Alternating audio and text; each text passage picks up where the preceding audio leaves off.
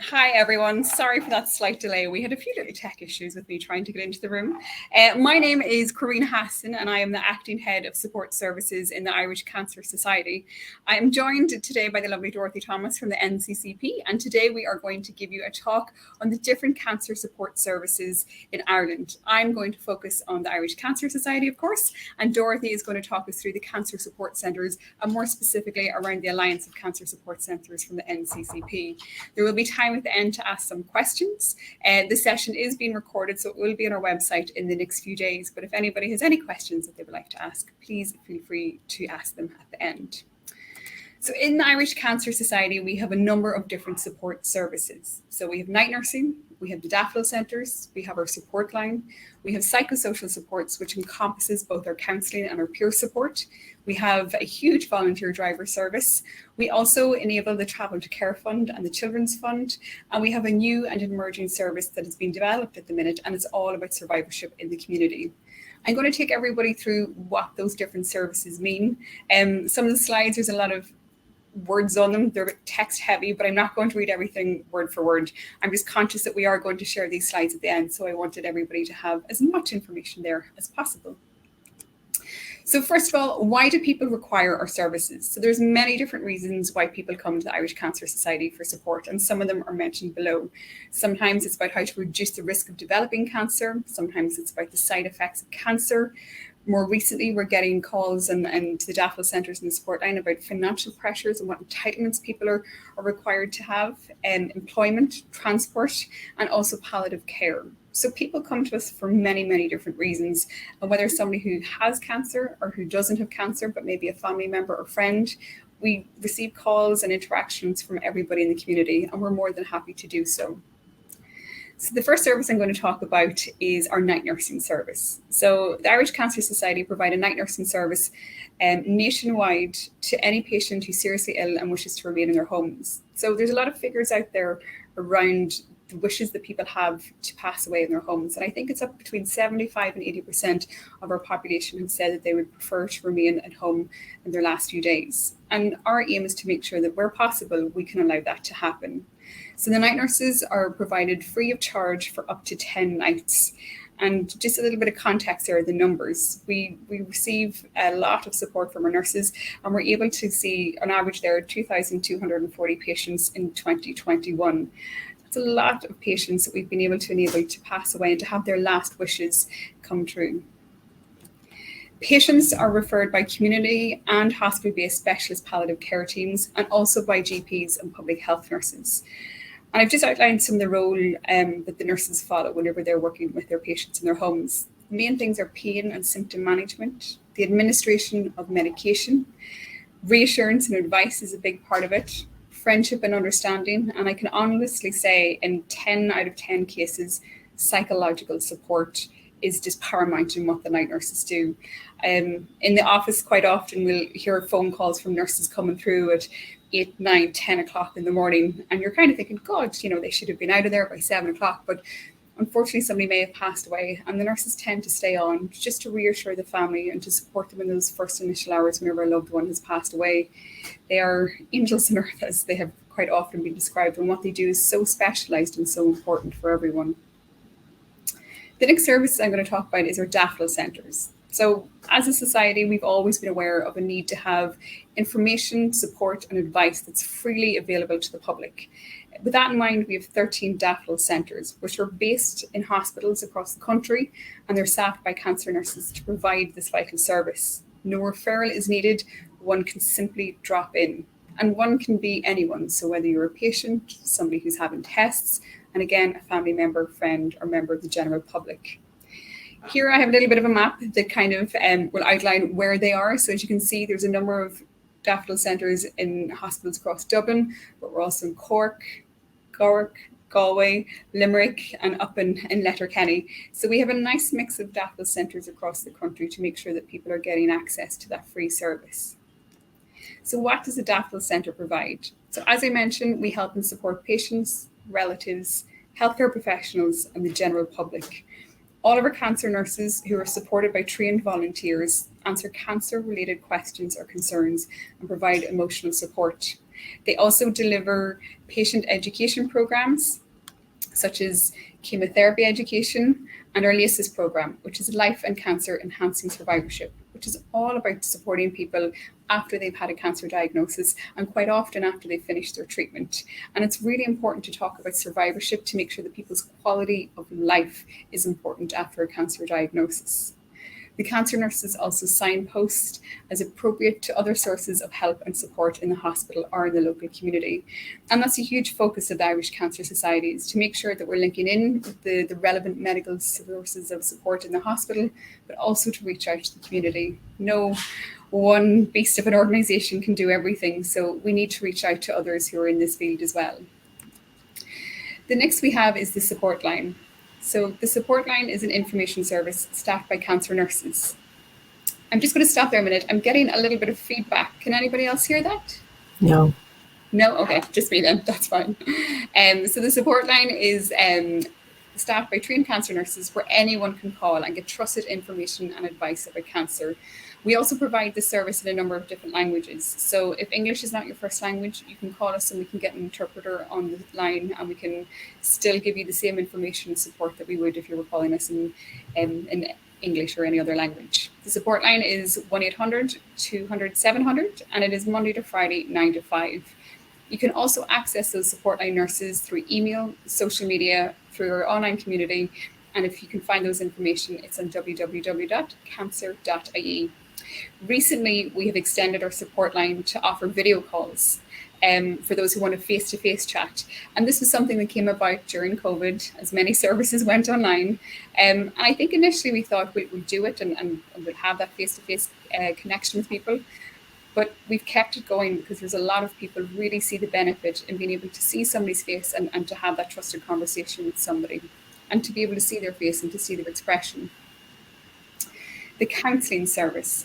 So we have a counselling service that is available for all patients who have had a cancer diagnosis, for their family members, carers and friends. So the counselling service can be accessed via a Daffodil Centre or a support line where the patient will be assessed by a nurse who will refer on.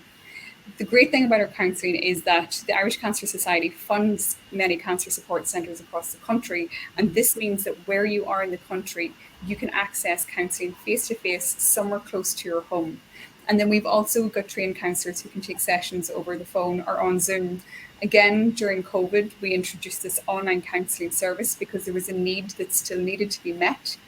And we've decided to keep that on because there's quite often a lot of people who maybe are too ill to leave the home. Maybe they don't live close to a cancer support centre, but they still obviously need the support of a counsellor. And we want to make sure that people get that as close to their home as possible, or in many cases with the Zoom calls in their own home. Another part of that psychosocial support with the counselling is peer support. So our peer support service is absolutely vital. And if anybody was listening to the plenary session this morning, we had one of our peer support volunteers talking about what it means for him to be a peer support volunteer in the Irish Cancer Society. So it's a peer support service. It's led by our volunteers and it's a one-to-one service where if somebody calls into the support line or into a Daffodil Centre and we identify that somebody would really benefit from talking to another person who has also had a cancer diagnosis, we see that that is a need that we can meet. We then match that patient with one of our peer support volunteers and they have a call. And it's very much to reassure somebody, to give somebody a bit of hope, to give somebody the freedom to talk to somebody that is not a family member, it's not a friend, and a trusted person that they know that conversation won't go anywhere else. And quite often we find out what the need is. So it may be the case that a woman may have breast cancer and she calls us, but maybe her stresses are all around how she's going to manage to get the kids to school, to continue the day-to-day life at home. And we may have another volunteer who maybe didn't have breast cancer, but her need and her reason for becoming a peer support volunteer was to help other people who were struggling with family life and getting kids to school. So we will match those based on what the needs are. And quite often we hear a lot of stories from our peer support volunteers about people just wanting to be heard and to be listened to. And that's a huge role in the peer support service in the Irish Cancer Society. We also provide peer parent support, which is great for any parents who have a child that has a diagnosis of cancer. Again, an extremely stressful time in somebody's life. And just to be able to talk to somebody to say, this is what's going on for me. I feel alone. I feel isolated. Was this normal for you to feel this way? And to have somebody reassure and say, yep, you're absolutely feeling the same as what many of us have felt, and it's valid to feel that way. And you can reach out to me if you need to. One of the probably biggest services that I think the Irish Cancer Society is known for is our volunteer driver service. So we have a driver service which is available to patients who are attending our partner hospitals for chemotherapy treatments. The service has recently branched out and has piloted Cork University Hospital in the Bonds to accommodate radiotherapy patients to their appointments. And this is something I think next year we really want to focus on. How can we get radiotherapy appointments across the country as a part of our normal standard working way? It's a huge need. We find that the need has increased throughout the year. I think the cost of living has really put pressure on people, and we want to be there to take some of that on. We're also piloting a new service for children and young adult patients travelling from Kildare, Meath, Dublin and Wicklow to Crumlin Hospital. And I mean, we're piloting it. It started about a month ago, and already we've seen a number of referrals, which again tells us that this is a need that we need to be able to find a solution for people for. So this again is a free door-to-door transport service, and it's delivered by volunteers in their own cars and who live in the locality of the patient, which is also very important because it keeps the conversation going in the car if that's what the patient wishes.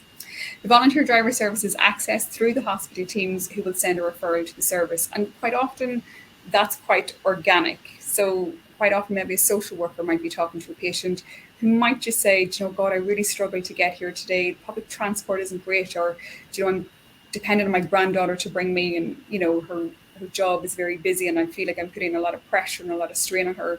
Quite often the social worker or whoever it is in the hospital will say, have you heard of the Irish Cancer Society's volunteer driver service?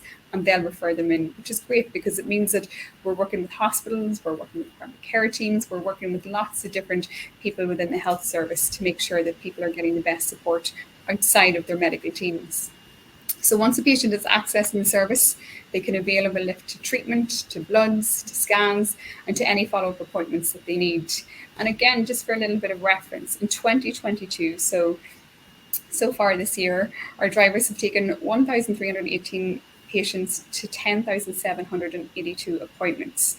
So it's massive, massive numbers. And again, it highlights the need for the service to be there and for us to keep it growing and to expanding. And it's also a huge reason why we're always recruiting volunteer drivers, because we know that this is something that will always be a need in our community. The Irish Cancer Society also has funds for a Travel to Care Fund. Now, this scheme is funded by the National Cancer Control Programme and is administered by the Irish Cancer Society. So it provides financial help towards some of the costs of public and private transport when travelling to a designated centre. So quite often, if people can't avail of the volunteer driver service, they will get the Travel to Care Fund to help maybe towards a taxi or to also help towards the cost of fuel. So it's really aimed at patients who've been disadvantaged by the transfer of cancer services from their local hospital. So what we often find is sometimes somebody may get a diagnosis in their local hospital, but their treatment is somewhere else. So this is also a fund to help towards the transport to that hospital. And it's also aimed at patients with financial difficulty in meeting the cost of travelling to designated cancer care centres. So again, really just to make sure that people are getting to their appointments, that they're receiving their treatment, and that there's no delays in their supports. The Children's Fund. So the Irish Cancer Society have now got a one-off fund for €3,000 for patients under the age of 18. And only this week we released a report around the crippling effect, I shall say, on families around car parking charges. And I think there was one lady said that at one stage her family were paying €60 a week in car parking charges at the local hospital.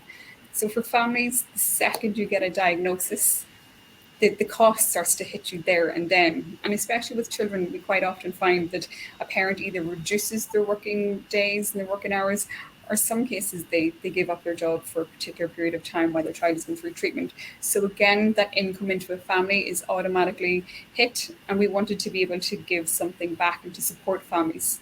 So we have this one-off fund for any patient who's under the age of 18 and who has a diagnosis of cancer and whose family are unable to meet a specific financial burden that has come about as a direct result of their illness. And from what I can see from working in the Irish Cancer Society, I don't think there's any family that hasn't been hit with a financial burden because of a cancer diagnosis. And that's something that we really need to work at as a society. And as the Irish Cancer Society, we're really committed to supporting that as much as we can. The last service that I'm going to talk to you about is we have a new survivorship and community supports team, and it's all around providing survivorship in the community. So it's a new and emerging service within the Irish Cancer Society, and it's aimed really at those non-medical supports and services such as financial advice, practical support, exercise advice, dietary advice, coaching, the list goes on. And the joy with this new service is we're able to see what the needs are coming through from our patients, to be able to tailor services specifically for them, but also to see what the research is telling us, maybe some new services that we need to implement within the Irish Cancer Society. So we've developed a needs assessment that will be carried out with all of our patients whenever they come to us, with their consent, of course, and we'll put a support plan in place to provide that appropriate support for the patient. We want as a society to be able to take that initial call from somebody who says, I was diagnosed with cancer and I don't know what to do. And for us to be able to stay with that person throughout their cancer journey, to make sure that at every stage, as different needs are arising, that we're able to support them as much as we can. And this just gives a little bit of an overview of it. So as you can see in the centre, we have a leased community space. So we're hoping and we're looking at the minute to find a physical location in the community where we will have a cancer nurse, a financial and practical support officer, and a hub administrator based. As time grows and as the different needs develop, we'll be able to add more people to that core team. It could be a dietitian, it could be a physio. It depends on the needs that are coming through. We hope to receive referrals from obviously our Daffodil Centres in the hospitals, oncology teams, primary care teams, cancer support centres, local community organisations, and to have people working better and closer together. And then the outcome of that is a holistic needs and a comprehensive needs assessment. We will link people to the existing Irish Cancer Services, we will link people to community services, and as mentioned before, we will pilot new service offerings. So as you can see, a brief overview, I'm conscious of time there, of the different supports and services that the Irish Cancer provide. We also have a huge advocacy team. We have a huge fundraising team. There's so much that goes beyond, but in terms of direct support services, these were the top ones that we thought we would mention today. The survivorship in the community, I hope to be able to come back next year to this conference to give a more detailed and a more of a rundown to say, in the last year, we've been able to achieve X, Y, and Z. And here are those new support services that we've been able to develop based on the feedback that we're hearing from you. So I'm going to pass you over to Dorothy now, and she can introduce herself and bring you through the NCCP's cancer support services in Ireland. Great, thanks, Corrinne. So I just wanted to start maybe with a little bit of what is the NCCP. So the NCCP is the National Cancer Control Program, and it's a directorate of the HSE.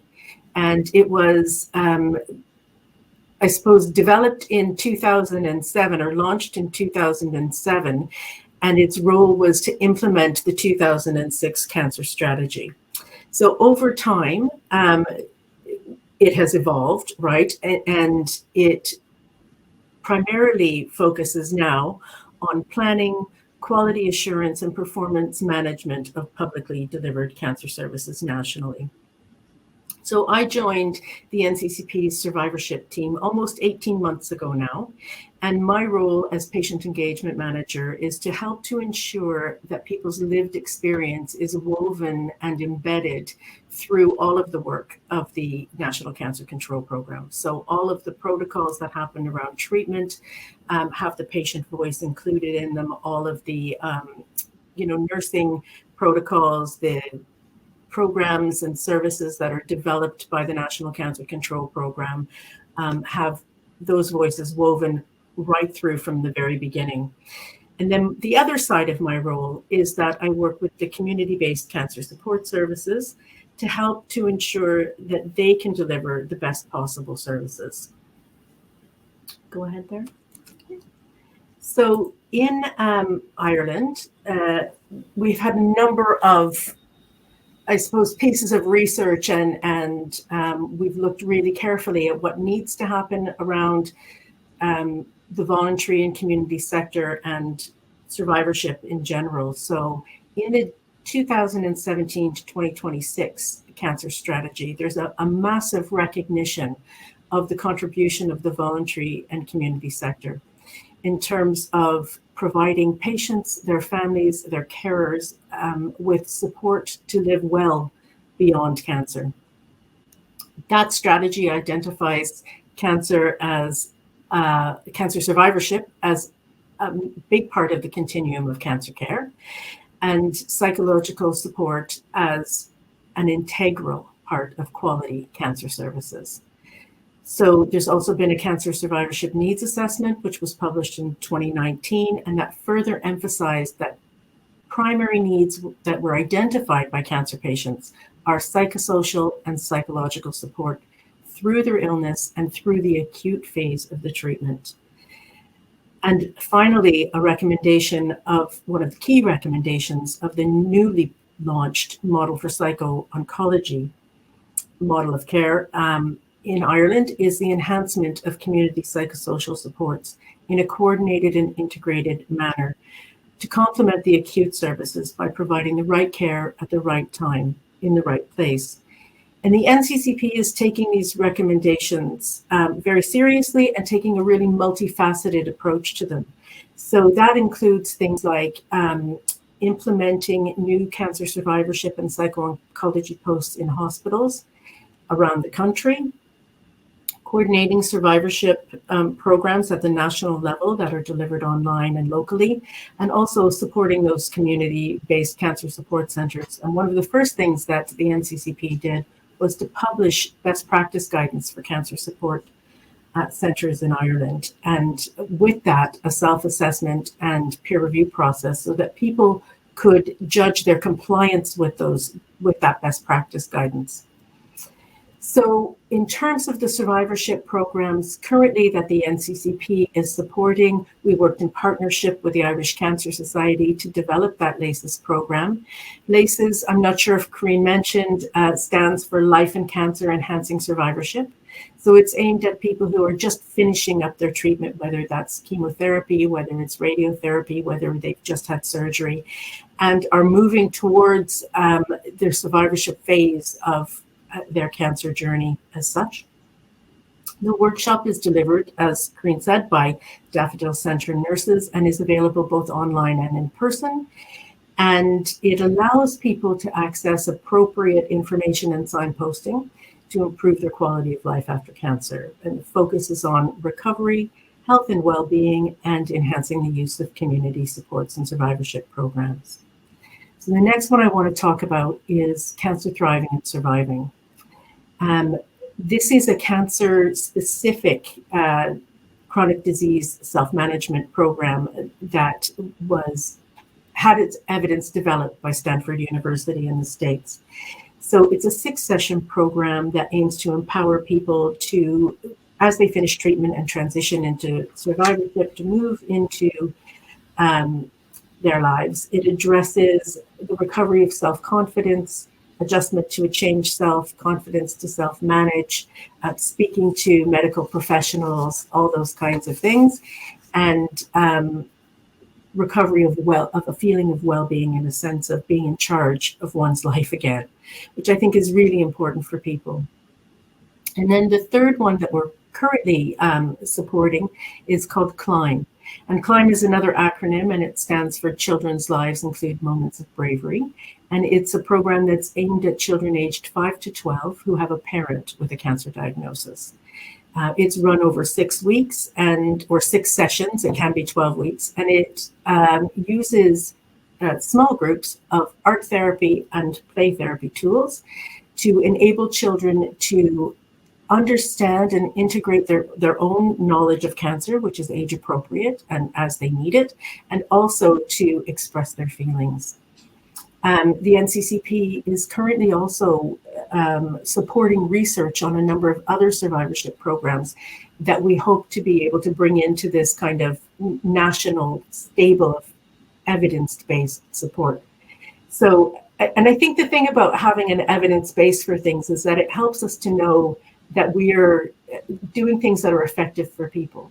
Do you know, like it's all well and good to provide opportunities for people to have psychosocial engagement or some kind of education. But if it's not actually resonating with people, and if it's not helping them in to get to where they need to be, then there's not much point in continuing it. So that's why we're so keen to have an evidence base for all of the programs.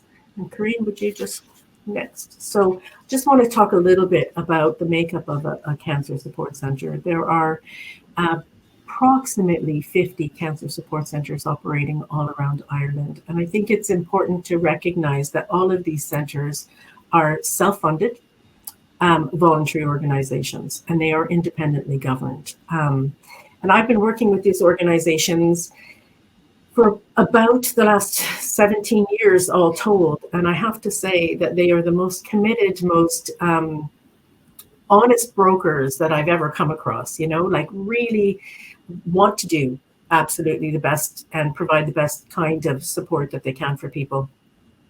And these supports and services are all delivered by, sometimes it's a combination, but there's always a big cohort of volunteers, and I think they have to come first and be mentioned first. And then they often contract professionals to come in and deliver services. And then finally, some organizations have developed and are large enough to have paid staff of their own. They provide their services free of charge. And just in terms of a typical pathway into a cancer support center, no, you just want to move on there. Oh, sorry. Thanks.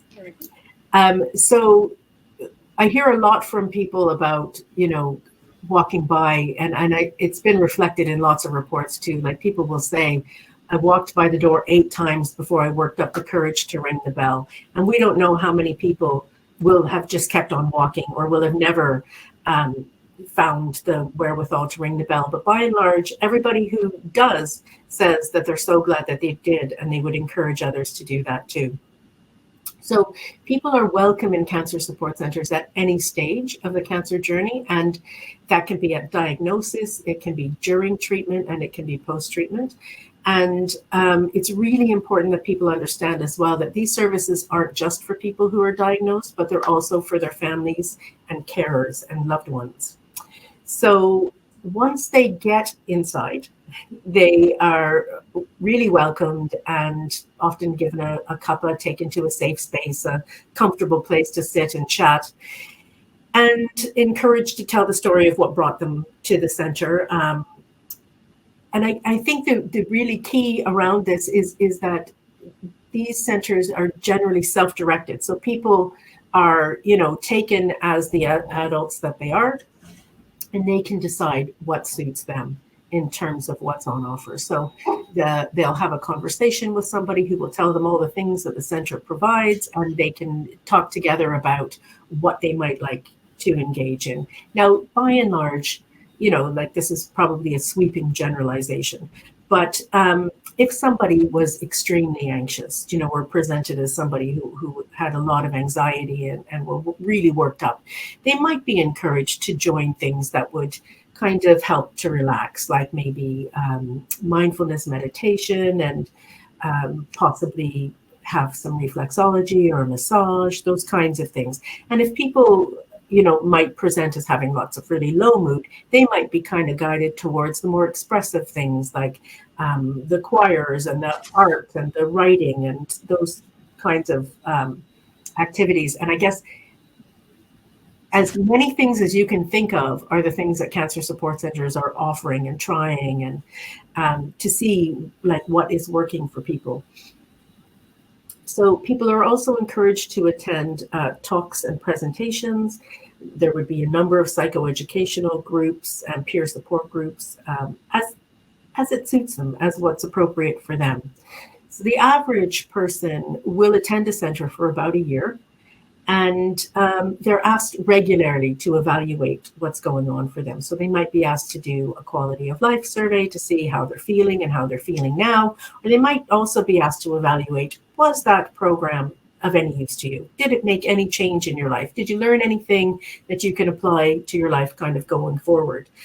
And then at the end, we do encourage people to carry on with their lives and maybe leave the Cancer Support Centre. Lots of people will want to be doing fundraising, and that's so wonderful and so appreciated. And some people will want to come back as a volunteer with the centre and maybe be that person who greets somebody at the door. And when that happens, the request would be that they take a break from the centre so that when they do come back as a volunteer, they don't still feel like they're a client, that they come back on a more equal footing. And so, we really do encourage that to happen, because as Corrinne spoke about and as Paul spoke about in the plenary, being a peer support is really, really valuable to people. And, I've been delivering programs and services and all kinds of things for a number of years, and training and volunteer training for cancer support centres. And the one thing that people always say is what meant the most to them was meeting other people who were in the same situation or a similar situation or doing the same kinds of things as they were doing in other places. So as part of, I suppose, trying to support the cancer support centres and services to deliver, the most effective services that they can, the National Cancer Control Programme has launched a new alliance of community cancer support centres and services. So the goals of that are to establish and grow a forum for the development of the organizations, so opportunities for information and education and collaboration and networking amongst the members.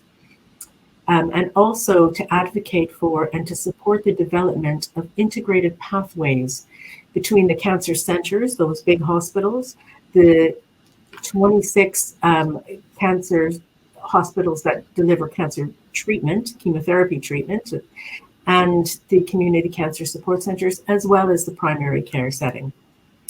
So our mission is to provide information support and capacity building opportunities for the cancer support centres, which will lead to them and their services being a fully integrated partner in the provision of community psychosocial support for patients, their carers, and families.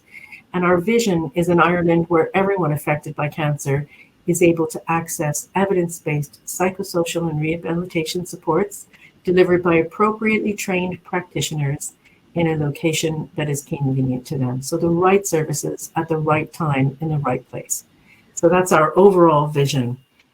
And our values are, around inclusion, having an evidence base, and also being progressive. And I mentioned a little that we, invested in some research around psychosocial programs, so that we are really leading the world in lots of ways. And there have been, lots of big conferences lately. There was a big one in Toronto this week, where they talked about psychosocial services and, ensuring that people had access to these things. And we're already kind of ahead of the curve in that in Ireland. So as we always do, we're punching above our weight in terms of the world stage, which is great. And then I suppose there are two kinds of membership in the Alliance, right? So one is an associate membership, which is available to all organizations who provide support or information for people, and they just need to sign up to our charter, which is all around our vision and our goals, and that they agree with those things. And the other is a full membership, and they are for the organizations who've achieved compliance with the best practice guidance. So they've done the self-assessment and then have gone through a peer review process.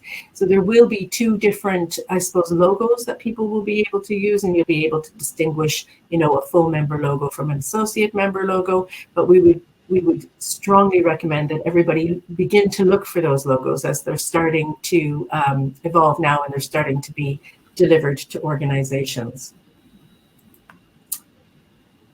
And I suppose that leaves us with a few minutes to have a chat. But if anybody has any questions about the Alliance, or indeed about the NCCP and our commitment to psychosocial and psychological support services, you can reach us at alliance@cancercontrol.ie.